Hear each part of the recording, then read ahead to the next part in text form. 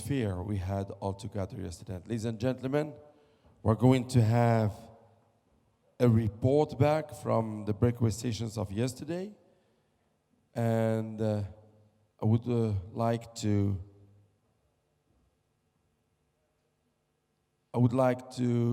ask Dominic Hobson, who is principal at Hobson Cardo from London, to join me. Dominic, he's here. Okay. Monica, if you can let him come, wonderful. Please, Dominic, join me.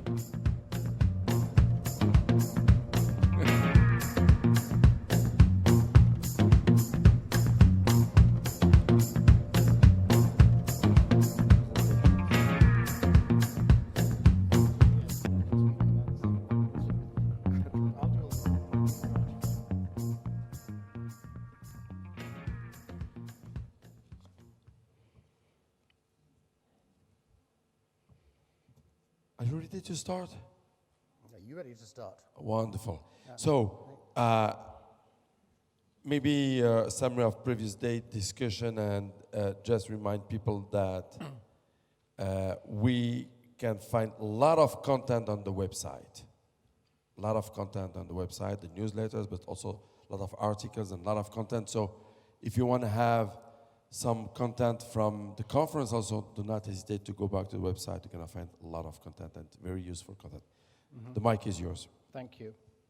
Well, good morning, everybody. I'm Dominic Hobson. I'm an independent consultant who specializes in researching and writing about the securities services industry.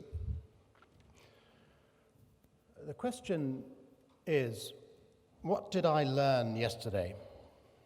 As Monica reminded us in her opening remarks, the promise of blockchain is lavish.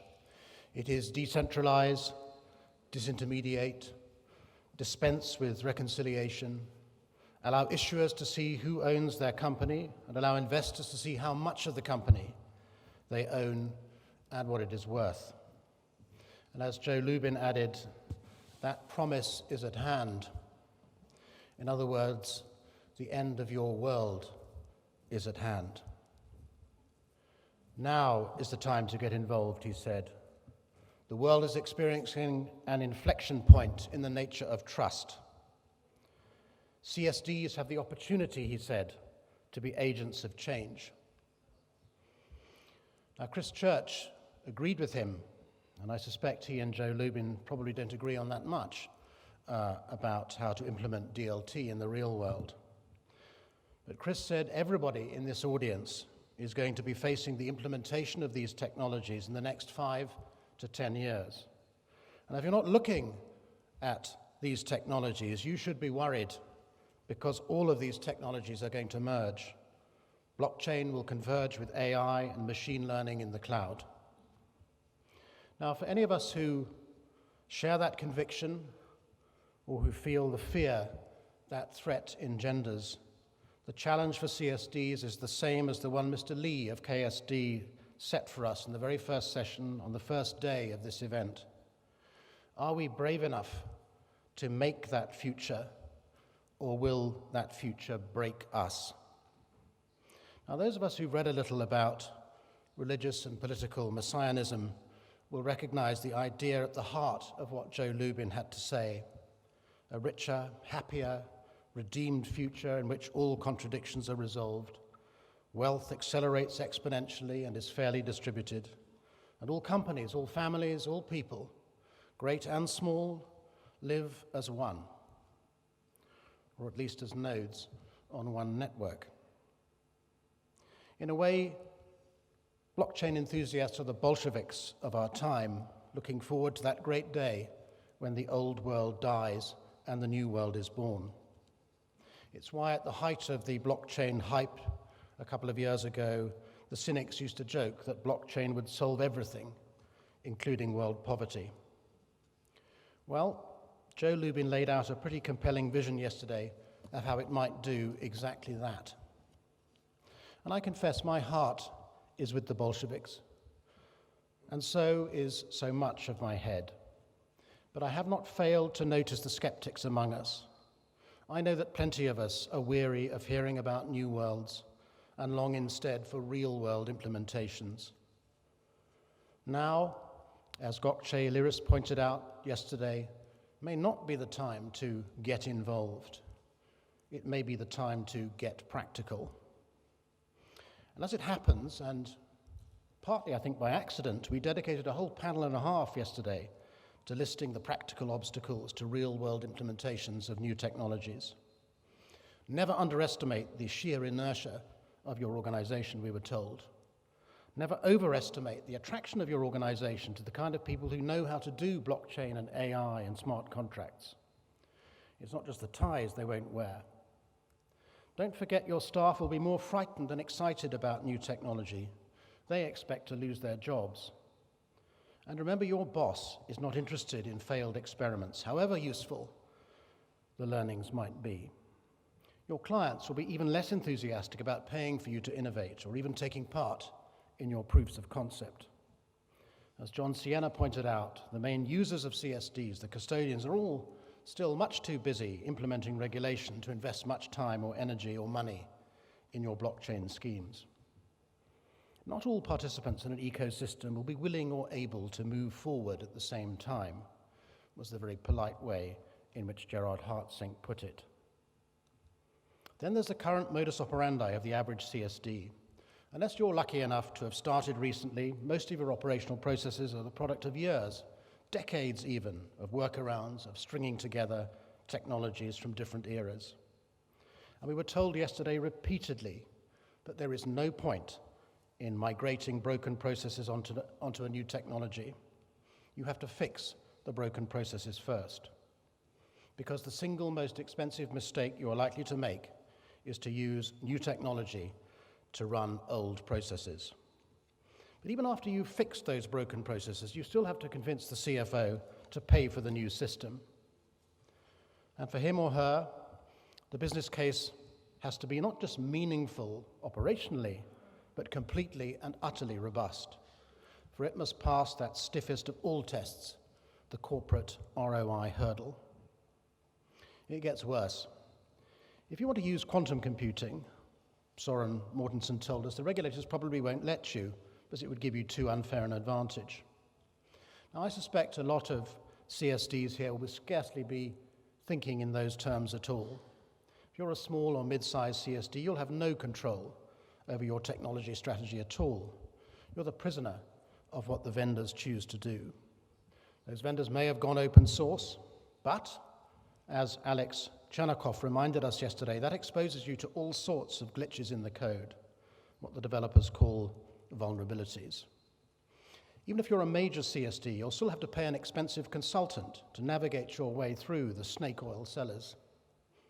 And at the end of the process, you may still find, as Henrik Bergstrom did, that robotic process automation didn't work because the volumes are too small. AI and machine learning are no better than existing tools. The cloud creates more problems than it solves. And if the proof of concept proves the blockchain works, to quote Henrik himself, you still cannot find enough benefits from the new technology to take it forward. Our host, Maraclear, we learned yesterday, has just announced a successful proof of concept. We have to hope that their subsequent experience is more encouraging than that of Charlie Shin at KSD and Alex Chekhanov at NSD.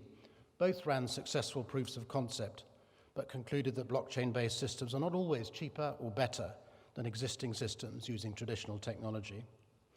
Blockchain, as Alex told us, is a very difficult technology to implement. Because if you have to implement blockchain, you have to implement it for all, or at least most of a market at once. And since that entails changing processes, it entails changing regulations as well. As he said, centralization has its benefits, such as economies of scale. So why throw them all away because Joe Lubin thinks the decentralized revolution is the linear successor to the agricultural revolution, the industrial revolution, and the information revolution? After all, Alex Chekhanov reckons distributed ledger technology doesn't even solve the problem it claims to solve, namely trust. The rise and fall of multiple cryptocurrencies and crypto exchanges, all of them riddled with conflicts of interest, is a reminder to investors everywhere that it really can help to have an independent, trusted intermediary to take responsibility and indeed assume financial liability when an investment turns out to have been too good to be true. So don't focus on the big projects or on the small ones, but on those where the new technology might actually make a difference. And if you can't find a use case like that, then, as Chris Church put it, use a boring SQL database. Now, that's not necessarily a sensible answer, because every CSD has to do something about these new technologies, and even doing nothing is doing something. The environment CSDs inhabit is alive with predators, and they are not held back by legacy technology. Besides, one day, even a legacy technology, amazingly cost-effective as it is today, will finally be worn out and have to be replaced. As Joe Lubin reminded us, the technologies on which this industry runs, relational databases, swift messages, delivery versus payment by book entry, these technologies are 40 years old. But the challenge CSDs are facing is not just about technology, whether it's new or whether it's old. The expectations of CSD stakeholders are rising too. 59% of you said as much yesterday when you voted on exactly that question in the third panel yesterday. Your core revenues are under constant downward pressure. Your margins are suppressed. So whether you're a profit-seeking CSD or not, you need to contain your costs and you need to diversify your services. As Gokce reminded us yesterday, it's no longer possible for a CSD to stay in the game by relying on their core functions only. But how can a CSD do that and still fulfill its obligations to be stable, safe, sound, resilient? How can a CSD diversify without competing with its clients? And why should your users support a risky and expensive experiment with new technology when the old technology is working perfectly well? This, I think, is the point at which Joe Lubin meets Tim Hogben. In 2014, the ASX needed to replace its settlement platform. 5 years on, if I understood Tim yesterday correctly, the ASX is doing a lot more than replace an obsolescent technology platform. ASX, as I read it, does not intend to be a traditional CSD at all in the future. It intends to be a trusted third-party custodian of data, an entity that competes with the increasingly unpopular data behemoths of our time, Facebook, Apple, Amazon, Netflix, Google, Uber. ASX will, by adopting blockchain technology, a technology it is confident, is proven, is scalable, and is interoperable. It will empower others to write applications on its blockchain technology that make use of secure, reliable data in real time and in ways that the ASX has not thought of yet and maybe never will because it doesn't have to. Now you'll remember that Joe Lubin doesn't have much time for the big data combines either. He thinks they concentrate wealth and that they've done it by aggrandizing the most valuable substance of our time, data. As it happens, CSDs are in the data business too. So what the Bolshevik in me says is this: when you think about what we talked about yesterday, don't think about the bleak portrait Joe Lubin painted of our industry today, the one full of entrenched intermediaries like banks and brokers extracting rents for supplying that missing trust, the one full of closed systems, what Joe Lubin called walled gardens, that necessitate armies of reconciliation clerks to ensure the terms of a trade can be agreed again and again and again at every point on the securities market value chain, the one which inflates the cost of moving capital around with what he called nails and duct tape solutions to the problem of trust, like capital ratios, liquidity ratios, collateralized credit, the one where technology is never expensive enough to change, so costs stay stubbornly high, innovation dies, and transparency remains a pipe dream. Think instead about the opportunities, about releasing that $5.8 trillion tied up in private equity funds, rather than coursing through the stock and bond markets which you support. About all those IPOs stymied by the high cost of equity capital today. Think about them actually happening and boosting liquidity in your markets. Think about liberating that $300 trillion of capital tied up in real estate. Think about granting all of us access to that $70 billion of value currently denied to us by the workings of a closed and even corrupt market in fine art. Think about being able to offer your users a choice between real-time gross settlement, not on T0, but on T-now, and deferred net settlement. Think about solving the insoluble problem of corporate actions with golden sources of data and smart contracts that eliminate the costs of data vendors and rekeying and manual cross-checking. Think about offering your customers a choice of 3 versions of a single set of KYC data, fully disclosed, partially disclosed, and not disclosed at all. Think about solving your cybersecurity concerns by putting all your data on a centralized blockchain immune to hacking and owned and controlled by the clients who created it. Think about protecting your investors from loss by becoming the custodian of the private keys of investors in a range of innovative crypto assets. Think about becoming the guardians of the integrity of issues of crypto assets linked to illiquid sources of wealth around the world. Think about becoming governors of private permission blockchains in all sorts of assets and all sorts of industries, deciding who can join and who cannot, and who needs to be expelled. Think about all of these things, and then ask yourself a question. Is all this too good to be true? That is what I learned yesterday.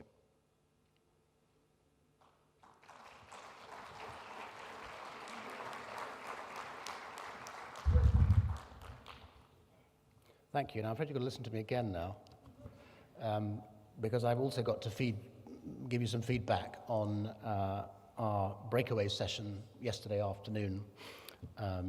It was my pleasure to moderate that first breakaway session.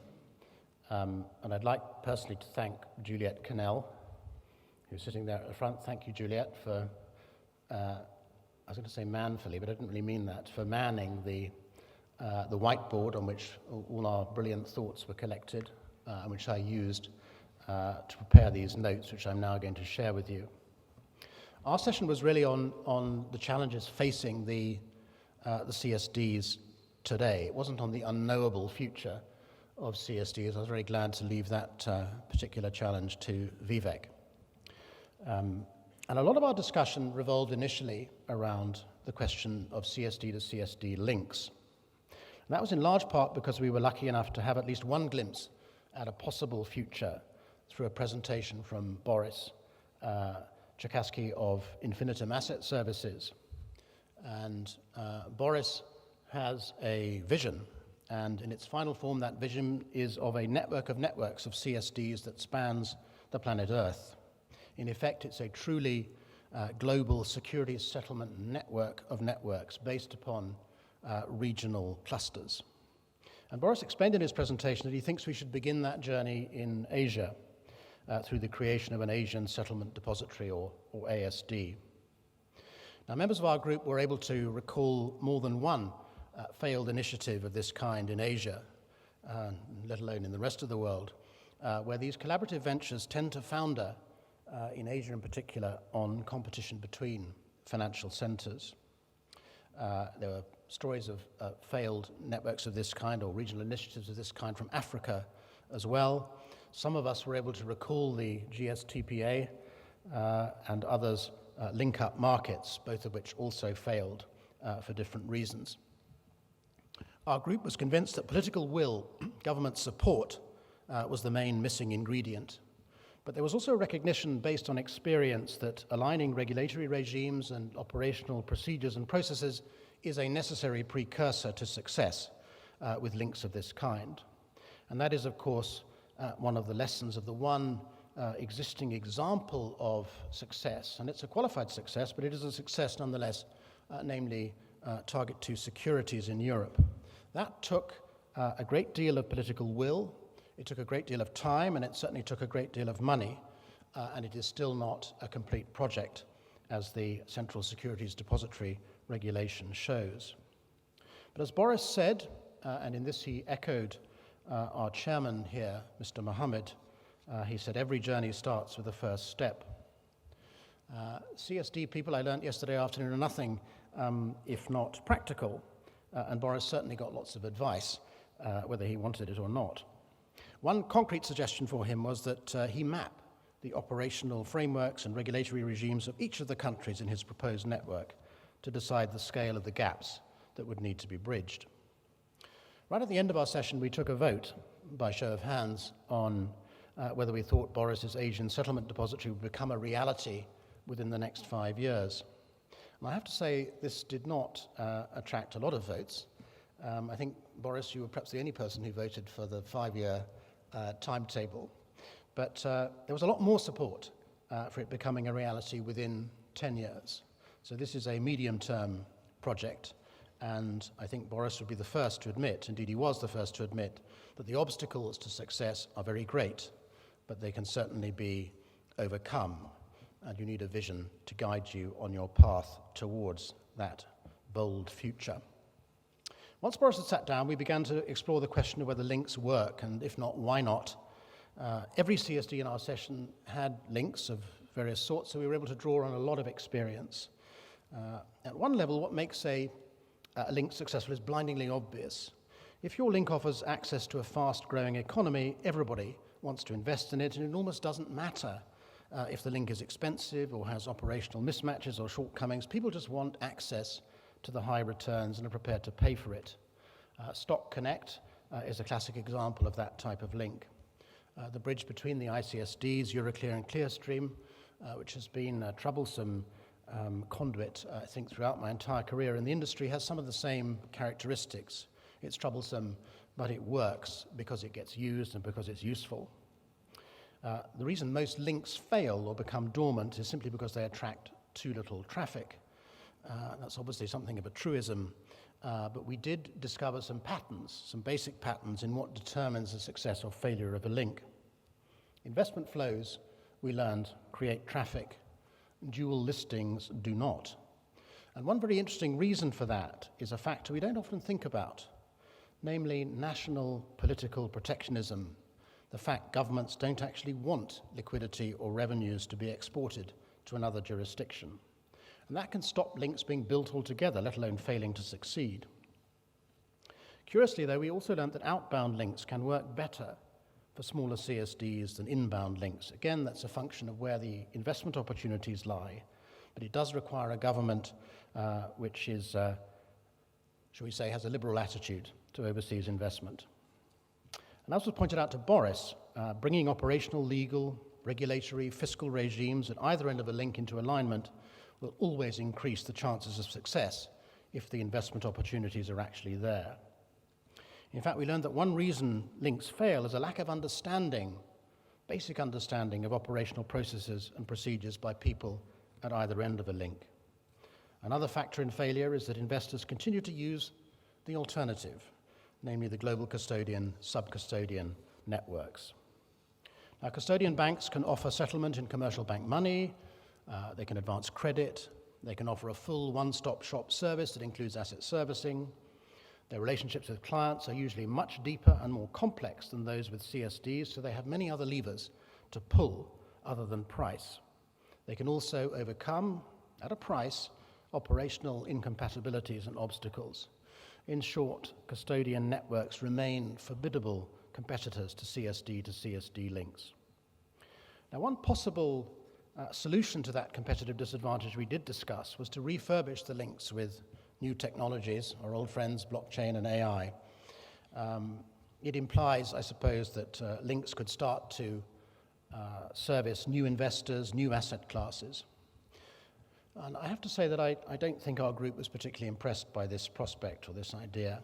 For a start, they didn't think they have the money to turn links into nodes on a blockchain or add an AI monkey to the mix. They also thought technology alone could not address the legal, regulatory, operational incompatibilities between jurisdictions. Only standardization could do that, they thought. Standards before technology. Juliet liked that one in particular. There was also a very thoughtful observation about enriching links with new asset classes, and this is that crypto asset tokens actually increase, they multiply counterparty risk. And one other observation was made, which I think we would all do well to remember as we point to the difficulties in creating a more efficient global clearing, custody, and settlement infrastructure. Namely, the fact that the millennial generation will not be interested in reasons why it cannot be done. They will just expect it to be there. We then turned, I think, to more general issues and asked what kept people awake at night. There were, of course, plenty of facetious answers: coffee, children, noisy neighbors. But the real reasons were also, in a sense, depressingly familiar as well: incessant regulation, complex regulatory implementations, inadvertent compliance errors or omissions, cybersecurity, cyber attacks, data protection, business continuity, migrations to new systems, falling down on investor protection. A couple of novelties as well. One I particularly liked was the fear of stagnation, the idea that there's nothing more worrying than having nothing to worry about. Another was inefficient or lackadaisical customers, how you discipline them to become better users of your system. However, our discussion didn't really get lively and interesting until we began to talk about revenues and profits. Everybody's fee income was static or suppressed, with one or two instances of an exception, those who were inside vertical silos. This is an industry which lives off ad valorem fees, and in depressed stock markets, the valorem is going to be lower, and the transactions, the volumes are going to be lower too. So margins are being crushed by rising costs, even when revenues are stable. Everybody is under pressure at the same time to be more transparent about their charges, which of course just increases the downward pressure on prices. Consolidating clients certainly don't help your revenues or your earnings. Operating with regulated prices, as many CSDs do, forces you to diversify into unregulated areas. And even being part of a vertically integrated trading, clearing, and settlement silo, while it might help you maintain your prices, certainly reduces your ability to set your prices if you're the settlement layer of that vertical stack. It's also hard to diversify when you don't have capital and you can't raise it. Almost all diversification in the securities markets forces you to compete with your customers and often your owners, and they are usually custodian banks, even if it's into asset servicing areas such as e-voting or corporate actions, where in theory the custodians can widen their own margins by supporting what you're doing. But we can, my final thought here, we can pass on one useful tip to you from our group, and it's this: it is much, much easier to compete with custodian banks if you offer end investor accounts than if you offer omnibus accounts only. And that was it. I'm going to stop now. Anyone has any questions, I'm happy to answer them if I can, but you've probably heard enough from me for now. So thank you for listening. Thank you very much. Thanks a lot, Dominic. Wonderful work.